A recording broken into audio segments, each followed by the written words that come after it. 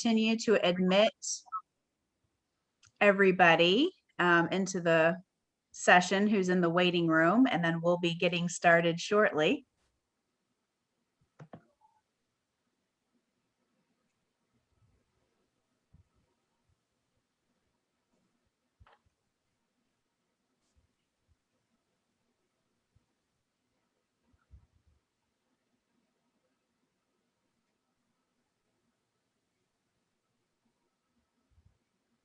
Okay, I think we'll go ahead and get started. I would like to welcome everyone to episode 3, Women and Testosterone, of the Women Who Power Lunch series. The All Me podcast is actually the sponsor of our Power Lunch series, and our All Me podcast, for those of you who have not tuned into that, we deliver engaging conversations surrounding appearance and performance enhancing substances, and we release a new episode about every other week. So we would love to have you tune in. Lots of wonderful guests and topics, all related to appearance and performance enhancing substances. All you have to do is search Taylor Hooten or All Me in your favorite podcast platform. This time, I'd also like to introduce our staff. I'm Amy Wagner, Director of Marketing and Development. We have our President, Donald Hooten. We have our Director of Education, Brian Parker, who's on the call. And we have our Registered Sports Dietitian, Tavis Piatoli. Donald will be assisting with any tech issues or questions that you have. So if you run into any problems or issues, please just go ahead and drop any messages in the chat, and Donald will get right back with you and assist with that. And then Tavis will be spearheading our Q&A session at the end. So as you have any questions throughout the presentation, please just go ahead and drop those in chat, and Tavis will keep up with those. And then at the end, he will be visiting with our special guests to answer your questions. So today's topic, women and testosterone, it's a slight diversion from our normal core education focus of adolescence and appearance and performance enhancing substances, but it still fulfills our mission of enlightening the world to the truths about appearance and performance enhancing substances. And with testosterone and testosterone replacement therapy being such a current topic, we wanted to provide some additional insight to each of you today. As a reminder, the Taylor Hooten Foundation is not qualified to provide any medical advice or guidance. Our goal is to provide you with information so that you can take that information back to your medical doctors and make the very best decisions for you and your families. You know, we hear a lot about testosterone and testosterone replacement therapy. You may also have heard of this as TRT, androgen replacement therapy, or hormone replacement therapy. It's for both men and women. Testosterone and testosterone-related substances are medically used and sadly abused in many different ways. But for today's conversation, our sole focus will be exclusively on the testosterone replacement therapy for women and the effects testosterone can have on women.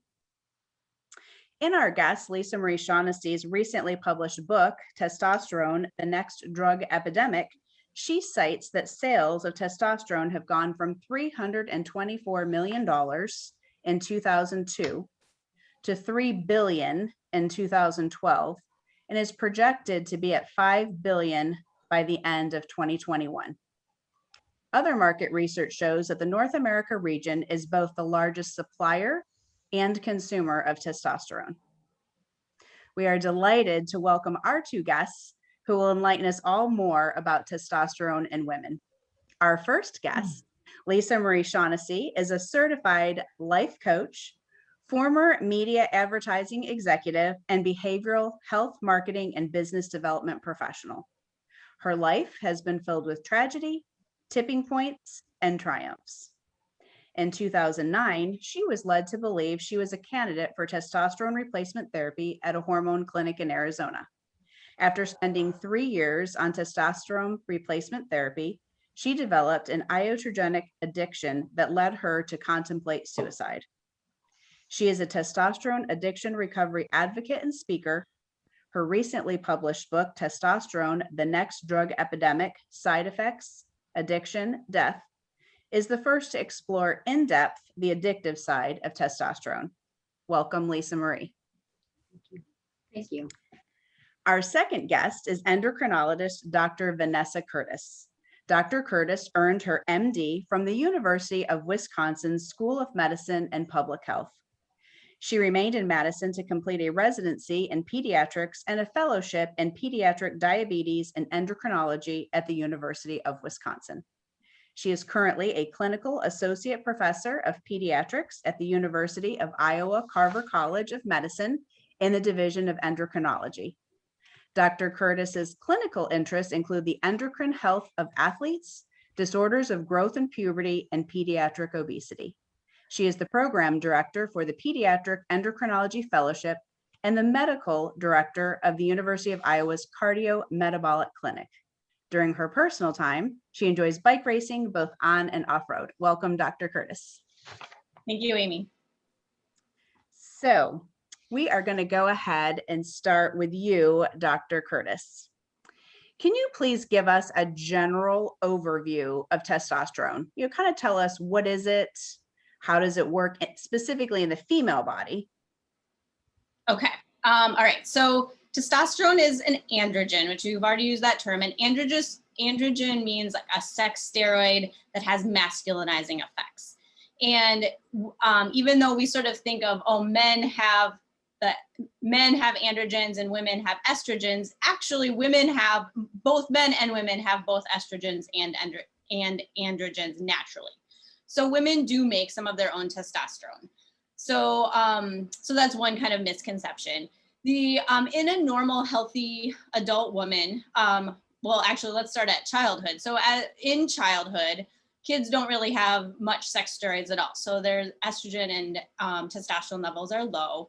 But as puberty gets going, the sex steroid levels start to rise. And this is actually initiated at the brain level. So the hypothalamus and the pituitary kind of wake up and start giving signals to the gonads. So in a female, that would be the ovaries.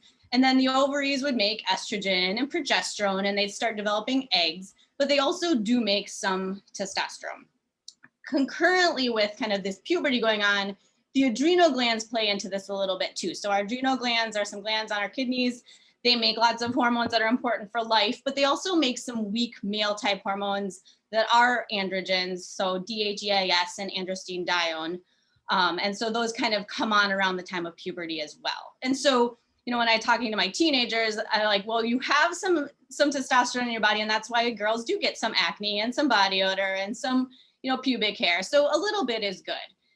The thing is in females, our levels are way lower than in males. So an adult female would typically have around maybe 30 to 50 nanograms per deciliter of testosterone. So it would be a small amount.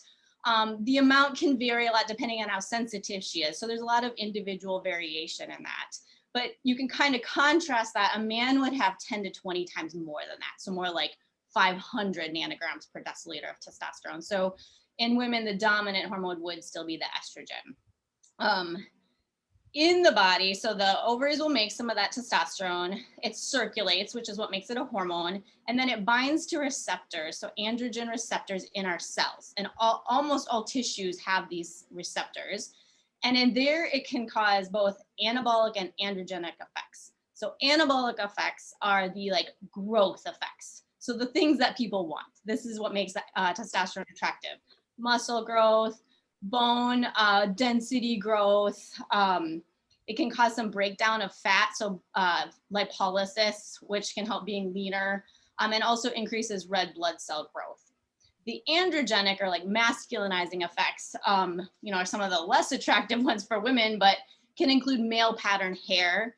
So this is also sometimes kind of counterintuitive. So it's more hair in masculine places like upper lip, chest, back, less hair in the forehead, acne, deepening voice. So it affects the larynx and causes some deepening voice. At high doses, the clitoris will start to enlarge. It does contribute to some sex drive and some brain effects. And then it does reduce the good cholesterol, your HDL cholesterol. So those are kind of big overview. Hopefully that wasn't too overwhelming of testosterone. No, that was great. Thank you so much. And, we hear a lot about testosterone, anabolic steroids. Can you tell us a little bit, what is the difference between the two? Well, so I would say, testosterone is kind of a natural form of an androgenic anabolic steroid. I would put it in that class. Now, certainly, oftentimes when we talk about those, we're talking about these synthetic forms. And these are drugs that have been made to try to do the actions of testosterone. And some of them are more anabolic, some of them are more androgenic. But I would put testosterone in that class. It's our natural form of it. Okay, thank you for that distinction. So what happens to the levels of testosterone in women as we age? Can you, discuss, because we hear a lot about maybe deficiencies of different hormones as we age. Can you kind of discuss a little bit the differences between normal aging effects and medical conditions? Sure. Yeah. So, aging is an unfortunate process of life. But so with puberty, the sex steroids rise. So both estrogen and androgen. So they kind of start to hit their peak around the end of puberty. So when a girl is starting to get her period, but they stay pretty high through young adulthood. But then, around 30s or so, there's sort of this natural decline in both in testosterone. And then at menopause, when the ovaries kind of stop working, there's a more rapid decline in both the testosterone and the estrogen. So there is a natural course to the lifespan. There are situations where women can have too much testosterone, and there's actually a pretty common condition called polycystic ovarian syndrome, or PCOS. And women often have maybe 2 times the amount of testosterone they should have, and they often come to clinic saying like, oh, I have terrible acne or hair growth. So that's a condition where women might have too much. Rarely we might see somebody who has a tumor in their ovary or adrenal gland making too much. So that's something that obviously we would treat. There are situations where somebody might have too little. This isn't something I would say we appreciate a lot in medicine, because but women who are hypogonadal, so women who don't have ovaries or don't have the signal from the brain to tell their ovaries to work, they don't have estrogen, which is usually what we're mostly concerned about, but they also would have low testosterone. So there are some medical conditions where there is low levels, although that's usually, I don't think we don't have a great understanding of what's too low for a woman. Okay, so we will be discussing specifically testosterone replacement therapy options next. But as you talked about, the lowering of testosterone levels being a normal aging process, are there also alternative options to the testosterone replacement therapy that women could do to either increase their testosterone levels or mitigate the effects of the lowering of testosterone in their body?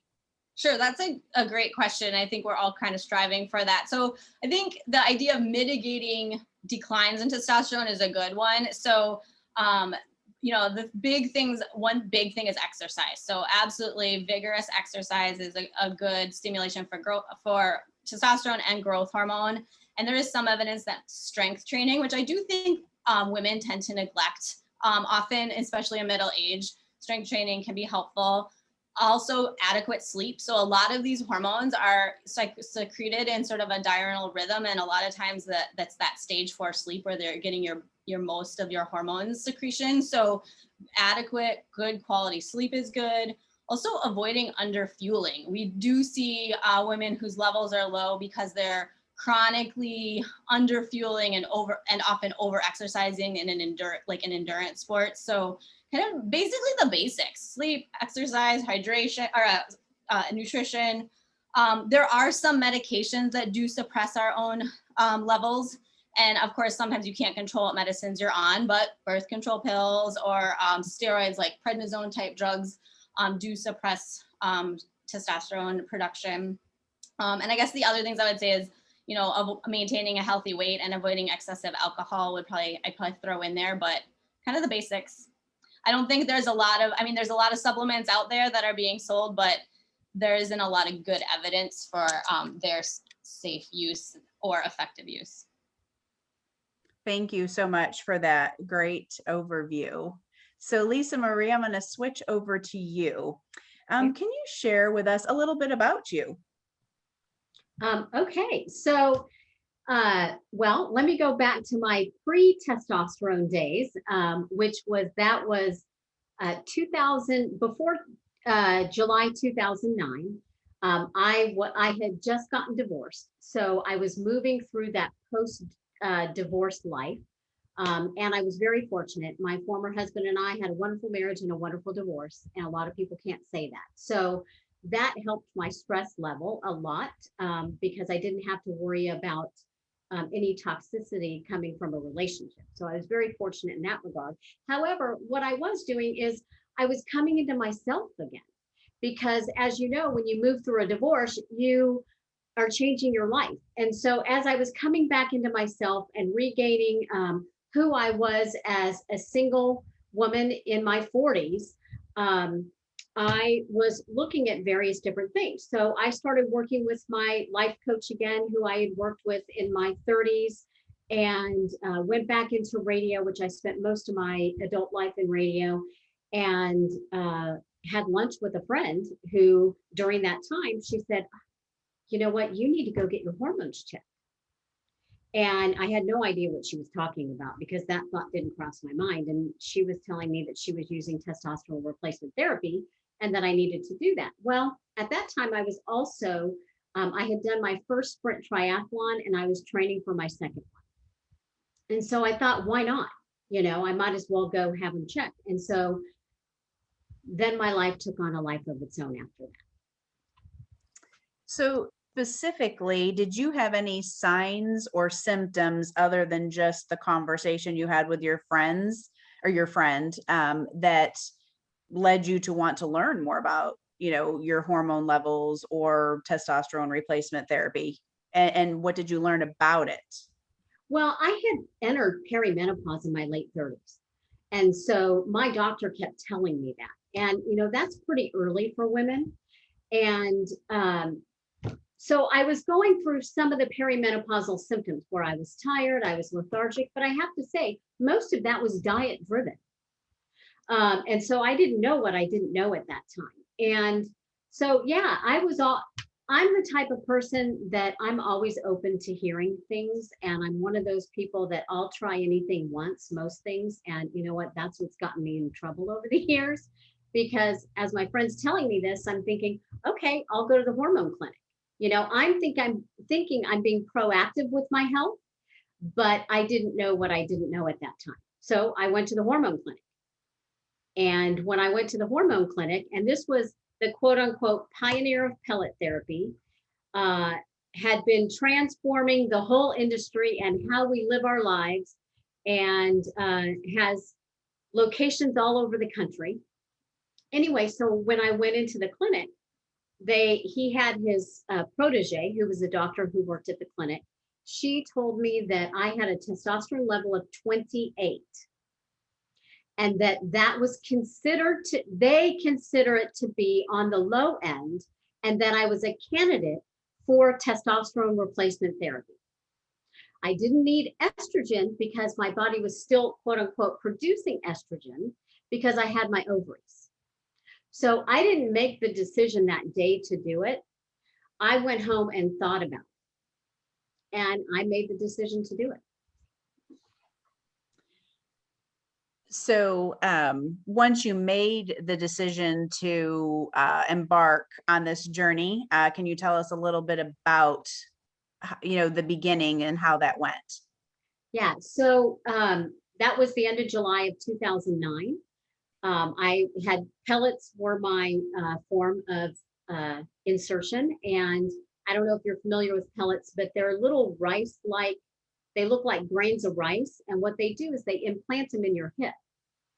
And it's a surgical process. And so I had pellets inserted. Now, that should have been red flag number one, because the day that I had them inserted, when I went out to my car, I got out of my seat and opened the door, and I noticed that there was blood all over my seat.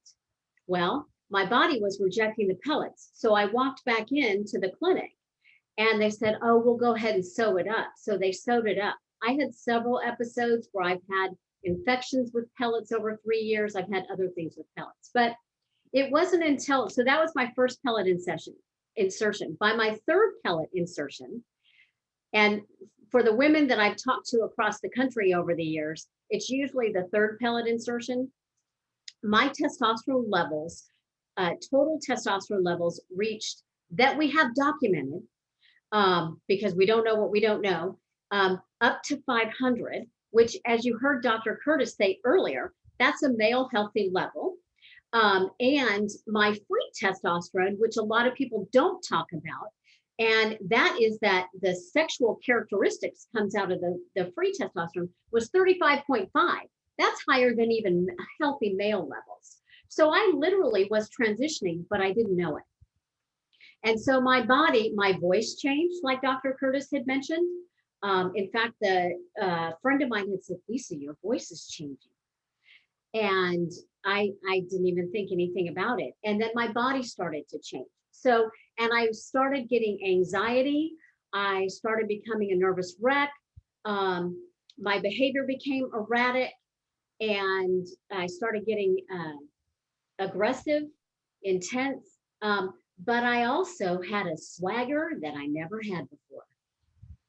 And I kind of liked that swagger. The other thing that I noticed is I started dressing more provocatively. Now, I'm typically a person who doesn't dress provocatively. Okay, so as you can see, I'm usually in a collared shirt with a jacket, that type of thing, or a dress that's not low cut.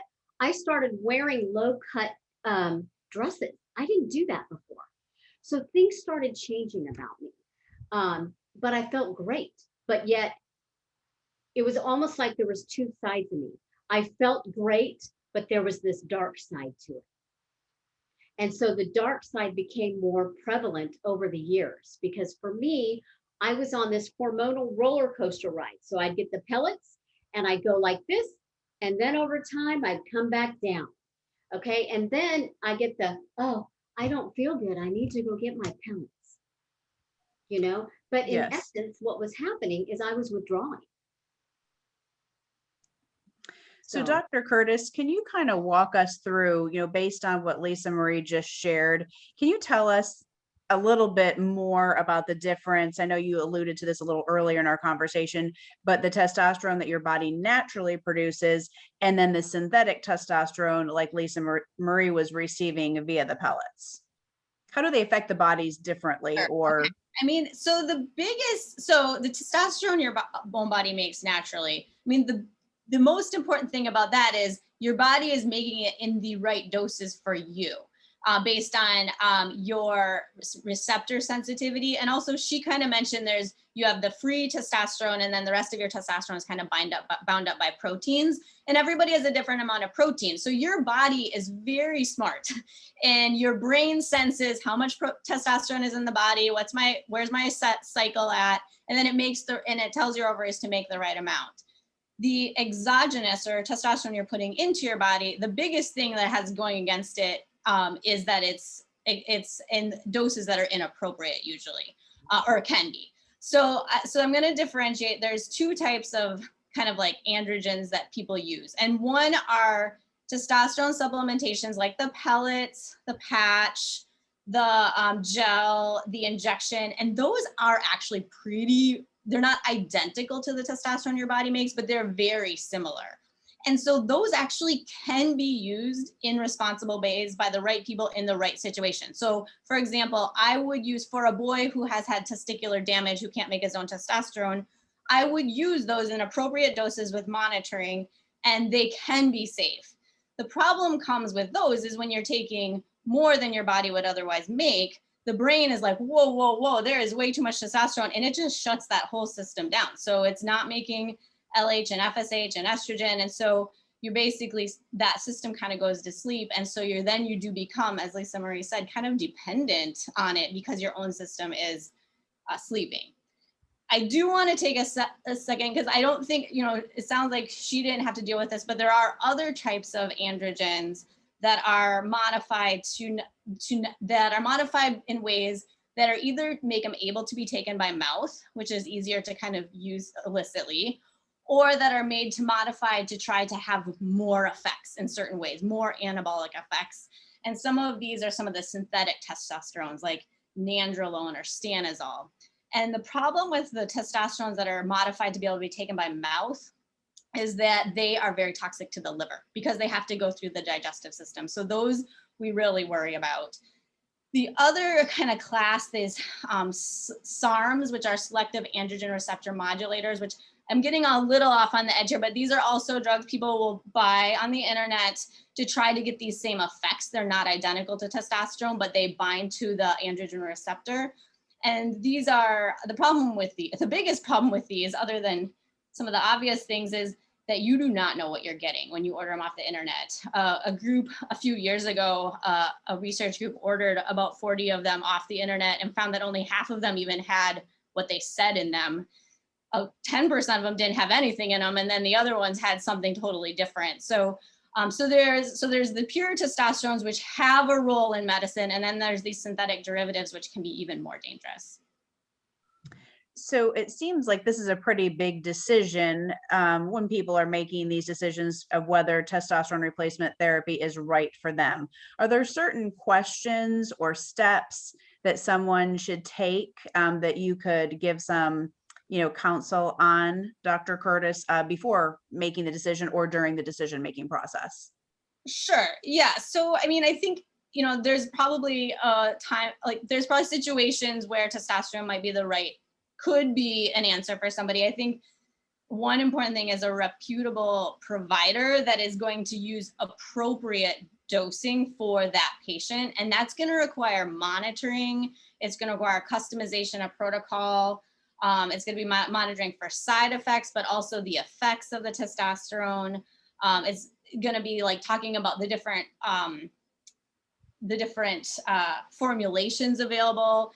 And what is this patient's personal and family risk factors? Are they at risk for liver problems already? Do they have a family history of cardiovascular disease? What other medicines are they on? Where are they at in their reproductive life? Like, are they postmenopausal, premenopausal? So I think, there may be some roles, but I think you need to ask all those questions. What are we using? How are we monitoring? Is this going to be customized for the person?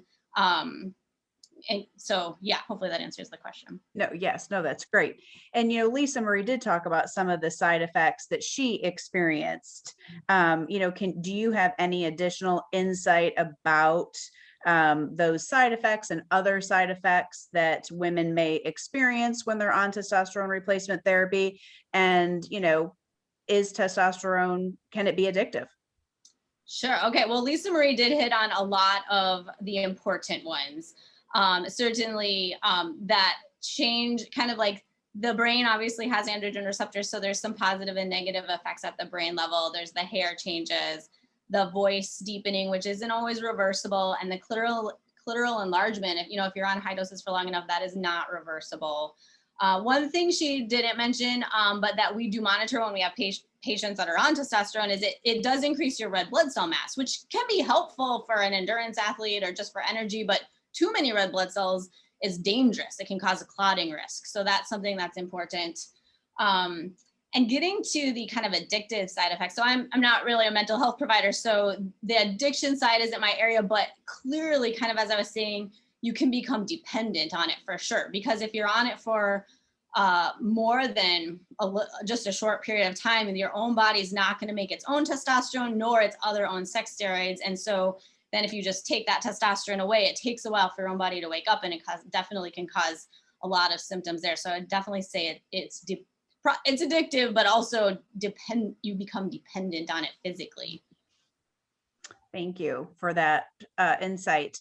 So Lisa Marie, I'm going to kind of come back to you. You shared the side effects and different things you were experiencing, both positive and negative.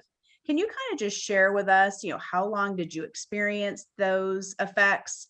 And, kind of how did you feel about all of those effects? And was there a turning point when you realized that maybe something needed to change? Well, definitely. So the turning point actually came in March of 2010. And I was on pellet therapy for 3 years.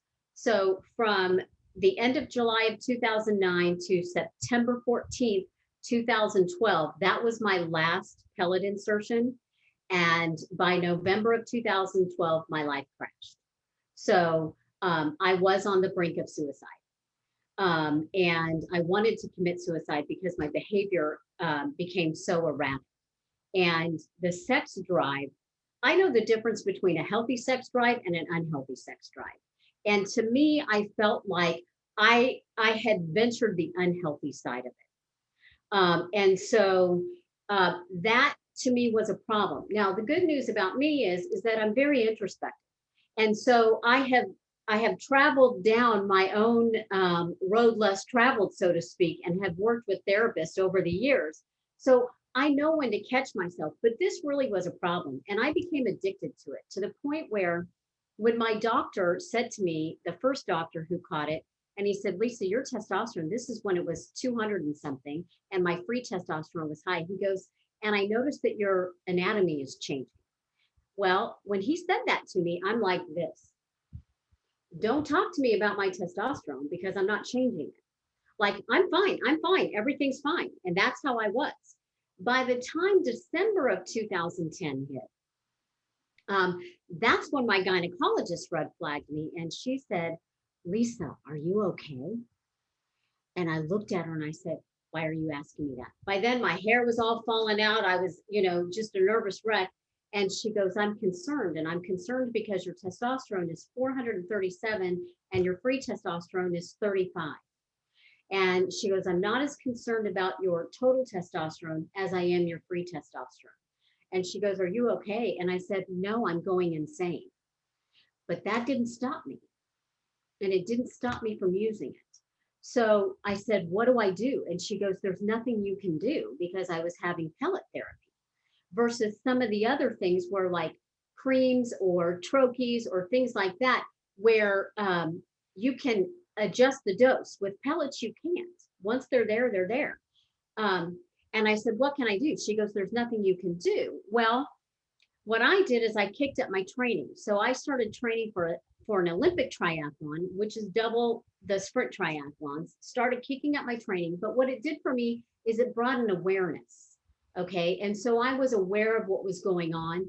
So therefore, I chose to stay away from alcohol. I chose to stay away from certain things that, combine steroids and alcohol, you have a problem, and so I chose to, stay away from some of that. But it was, there's so much more to my story. But I noticed huge problems the end of 2011 when the pellets were infected and my hip became purple. And then my behavior became more erratic and I knew I had to stop. And so there were several things that I did, in that process. But I had to stop because I was on the brink of suicide and probably on the brink of going to jail. So, Dr. Curtis, hearing what Lisa Marie experienced, can you just speak a little bit to any other additional dangers of too high levels of testosterone in women, and maybe some other signs that a woman's level of testosterone has gotten a little too high or too high? I mean, I think she laid it out pretty nicely. I think between the, the mental health effects and some of the, and I mean, I would honestly worry in the short run, I would worry about if they're depending on the preparation, liver toxicity, too high of red blood cells, and kind of just what their mental health is doing. I think the hard thing is going, like if you're going from that, and maybe we'll get to this, but you have those really high levels and it's not good, like finding a way to safely and reliably get out of that cycle. And that takes some help from people. And I think that's what's great about your foundation is getting awareness. A lot of medical providers aren't aware.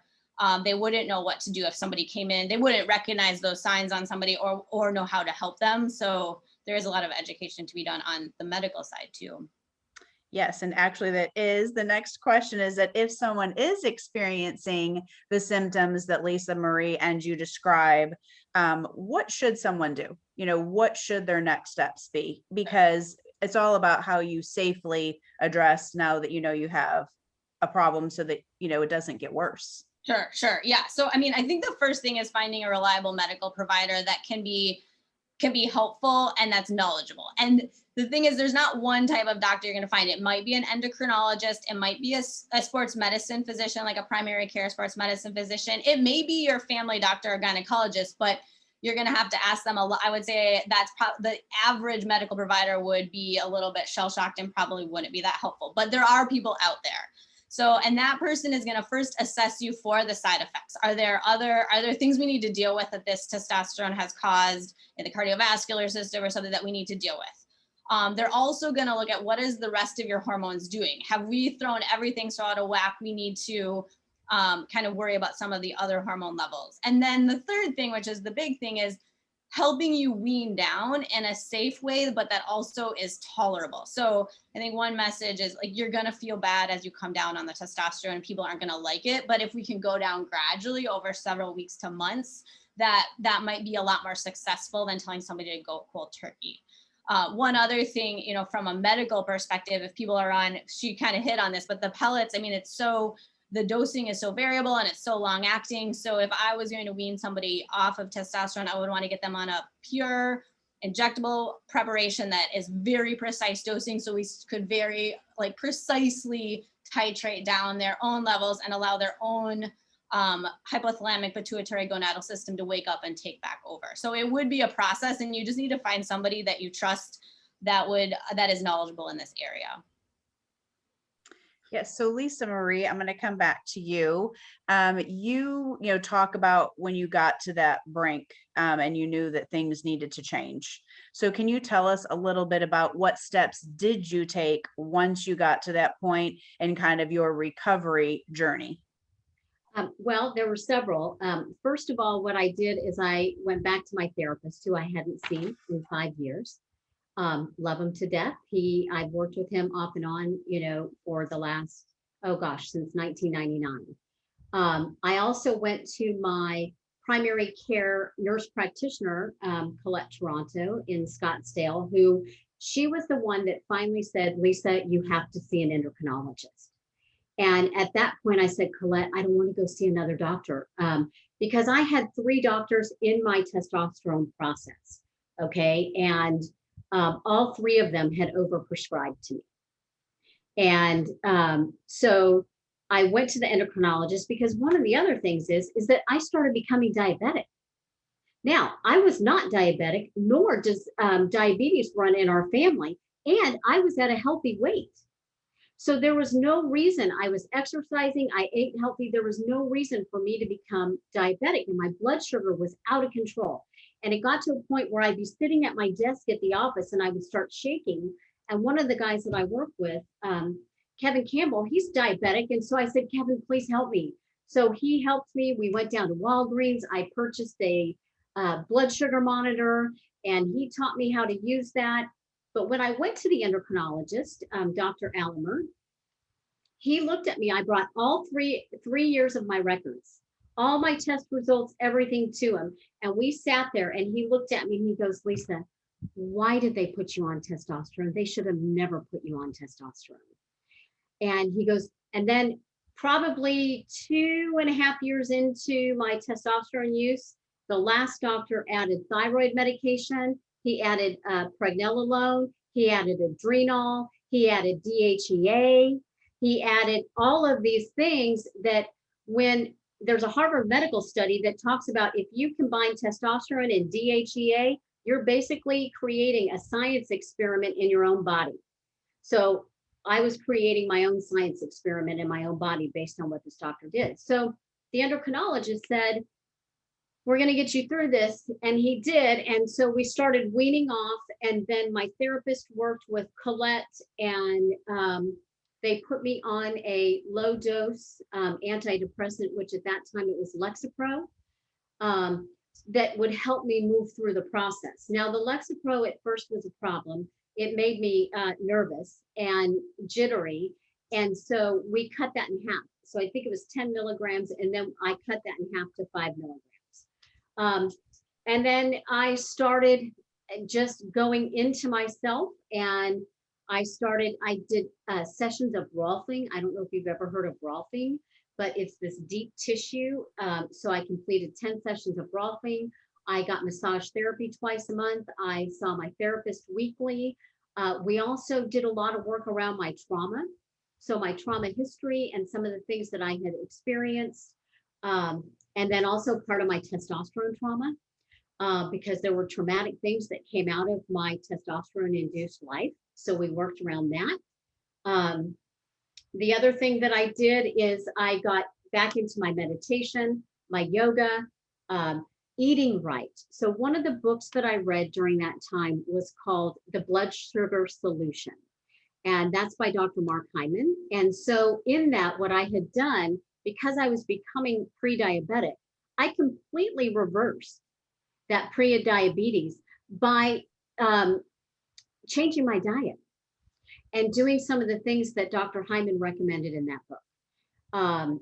So there were several things that I did, and I have some of those outlined in my book as well.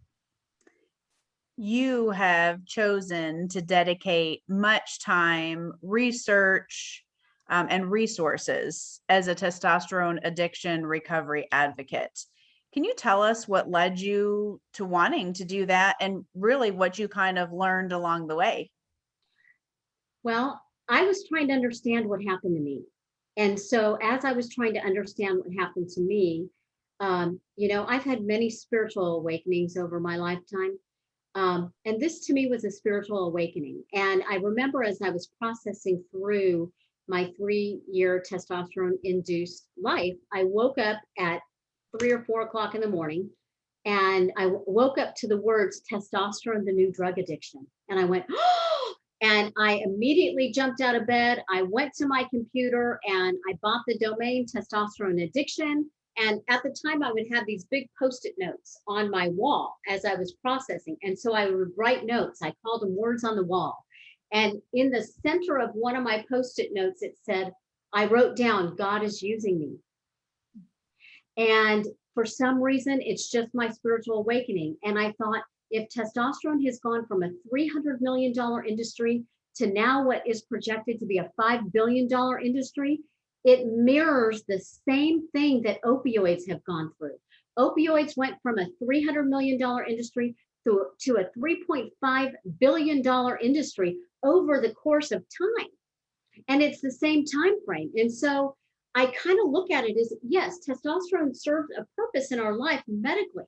However, there's a dark side to it. The same with opioids. Opioids serves a purpose in our life medically, but there's a dark side to it. And so you've got the illicit opioids, and then you've got the prescription opioids. You have illicit steroids, you have prescription steroids. The same do the same thing. And so it's just, listen, I've tried, as you can tell, I'm getting passionate. I've tried to quit this.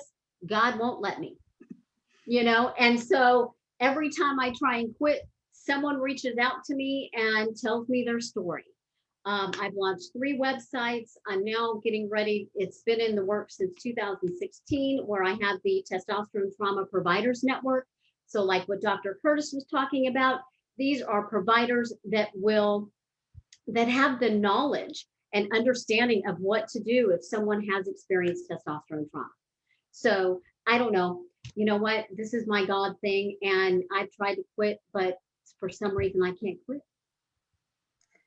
Well, we thank you very much for advocating and sharing your story to help other people. That's obviously the whole premise of the Taylor Hooten Foundation. And so we thank you and are inspired by you sharing to help other people along their journey. So tell us a little bit more about your newly released book here at the end of June that just came out. Well, first, Amy, I want to back up and let you guys know how I discovered the Taylor Hooten Foundation. And I was living in Arizona at the time, and my mom was listening to the radio, and my mom lives here in the Dallas-Fort Worth area. And this was 2014, and she called me. She goes, Lisa, you need to call Don Hooten at the Taylor Hooten Foundation. And I said, okay. So I went on to LinkedIn, and I friend requested Don Hooten. And, at the time, my LinkedIn profile said Testosterone Addiction Recovery Advocate. He responded immediately, and he said, well, that's an interesting title. Well, I came to visit my mother sometime in 2014. And when I did, I met Don at a Starbucks and we talked. And that's when he said, you know what, you need to meet Brian Cuban. He introduced me to Brian Cuban. And then the rest is history. And I moved to Texas, and I have been a big supporter of you guys and love the work that you guys do and what you're doing with teens, because it does start with teens. In fact, someone who just read my book, a therapist in the Dallas-Fort Worth area, said, we need to teach teens this, because I work with a lot of men who it starts as teens. And I'm thinking, yes, the Taylor Hooten Foundation is already doing that. So that's how I discovered Taylor Hooten Foundation. And so I'm grateful to be with you guys now, finally finished my book. That has been in the works for 8 years. And thanks to my mother, who her background is in journalism and editing, and she was the publication editor for University of Dallas. So she helped me tremendously with this whole process. And so it's out. It is for sale on Amazon, and it hopefully will be enlightening and will help people and let them know that they're not alone. That is my whole thing. I thought I was alone. And what I realized was I'm not alone. Several other people have gone through what I went through when I was on testosterone replacement therapy. And so the title of the book is Testosterone, the Next Drug Epidemic, Testosterone Replacement Therapy Side Effects, Addiction, Death. And I know you mentioned you have some other websites with some good information. Do you want to let everyone know how they can find you there? Sure. So I have lisamarieShaughnessy.com. One of the things that I've done over the course of the last 3.5 years through my work at Sante Center for Healing, which is an addiction treatment center I worked for, love them, had a great experience, is I would do presentations for therapists. And so the therapists are on the front lines. They're the ones who are seeing this in their practices first. And so my lisamarieShaughnessy.com is about my presentations that I do for therapists and other people. And then I have testosteroneaddiction.com, which is my first website that I launched in 2014. And then I have my third website, which is the Testosterone Trauma Providers Network, which I launched in 2016, but I'm not marketing it until now. So, and then we'll start adding to it. I will tell you, the therapist who has been on my website has received so many calls from around the country over the last 5 years looking for resources. So the timing is perfect for the Trauma Network. So those are my three. Thank you for sharing those resources. And thank you so much again to you, Lisa Marie, for sharing your story, Dr. Curtis for sharing your knowledge and expertise. I would love, just as we end our formal discussion before we get to the Q&A, would love to have you both just leave maybe our viewers with just some final thoughts from you. For me, I would say people are being led to believe that they need testosterone. They don't. What they don't know is they may be embarking on a hormonal roller coaster ride that could cost them their lives. And really it comes down to, you know, what good old Jack LaLanne back in the day would do, which was diet and exercise. That changes everything. Yeah, I mean, I can't disagree with that. I mean, I think maybe in terms of like the medical side of things, I think it's always good to talk with your own physician, that somebody that knows you before embarking on any of these things. And I also kind of, you know, it sounds like there are a lot of clinics that are really trying to, I mean, they're trying to make money. They're doing unscrupulous things. And so just kind of having a degree of skepticism and kind of keeping your eyes out for red flags anytime somebody's like trying to sell you multiple things or not monitoring, just kind of have a healthy degree of skepticism and trust your own body. Again, we can't thank you both enough for joining us today. And now I'm going to turn it over to my colleague, Tavis, for our Q&A session. Dr. Curtis, Lisa Marie, thank you so much. That's a really fascinating topic. And I know this is a topic that we typically think of as it's only male driven, right? So it's really good to see what is happening in the female space, because we know we have a lot of young girls today that are looking at things and looking for ways to change their body. And we know the number one reason why young girls are really increasing the use of anabolic steroid use is because of appearance. It's not even performance related. So it's good to hear that. As a 45-year-old male who is just in the 1/3 part of life. I'm going to live to 135. I know that because of the fish oil I take, but I get my testosterone checked just about every other year. And Donald and I were talking about that. He's like, man, yours are good. He's like, you must be hitting the gym all the time. So it's good to see that side. We have a couple of questions. And I mean, if I had to join the pronunciation bee, I would not probably do well. So this one word I might pronounce wrong. The question is, with oral, is it troches? Mhm. Okay. Would you suggest checking liver enzymes as well? So I guess, Dr. Curtis, is that a question that you would want to look at for that? So I'll start with this. I got to be honest, I don't use the oral troches. So I'm pretty sure it's pure testosterone, in which case it wouldn't have the same liver toxicity. It's the 17 alkylated agents that have the liver toxicity, but I would have to look that up to know for sure. Those are pretty new, and we don't use those in our clinic. Excellent. Okay. We did have a guest that mentioned that they wanted to thank Lisa Marie for the heads up about their OB mentioned that they should be using pellet therapy. So this person spoke with you and was able to really get some advice that really helped them out. So thank you, Lisa Marie, for giving that advice. And if you have any additional questions, we have just a few minutes left. I know we're getting close to the top of the hour at 1 o'clock Central. If you want to put them in the chat real quick, we're happy to answer those questions for you. Thank you, Tavis. Just a little final wrap-up housekeeping. We did have Lisa Marie Shaughnessy very generously provide some books for people who registered for this session. So we will be reaching out to those winners this week to get your mailing information and get those books out to you. I also wanted to mention that our next episode, which is episode 4 of the Women Who Power Lunch series, will take place on Wednesday, August 25th, again via Zoom from 12 p.m. Central Standard Time to 1 p.m. Central Standard Time. All of our recordings for all of our Power Lunch episodes are available on the Taylor Houghton Foundation YouTube channel. So if you would like to refer this session to anyone, please feel free. And then you can also view our episodes 1 and 2, and then also future episodes will be available as well. Again, we would like to thank you all so much for attending. If you have any additional questions, please don't hesitate to reach out to us at info@taylorhoughton.org. And to find out just general information about the foundation, we always welcome you to visit our website at taylorhoughton.org. Looks like we have a new message in, Tavis. Yeah, the question is, does the testosterone discussed refer to the bioidentical T or synthetic?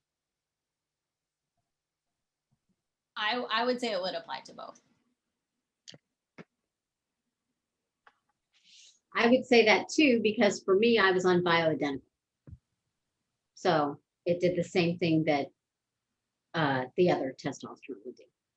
And I have that in my book too. And here's the other thing. I want to leave you with this too. First of all addictive drugs are plant-based. Okay, so the big hype around bioidentical is that it's plant-based. Well, cocaine's plant-based. Nicotine's plant-based. Marijuana's plant-based. Alcohol's plant-based. They're all plant-based. So all addictive drugs are plant-based. Well, and the same kind of goes, like, a lot of times I see people are like, oh, it's natural, but like anything in the wrong dose for the wrong person can be very dangerous, whether it's natural, organic, plant-based, whatever. Yeah, I agree. Mm-hmm. All right. Well, I think that wraps up our session. Thank you so much to our special guests, the THF team, all of you who attended. We hope you all have a great rest of your day, and we hope to see you next month for episode 4.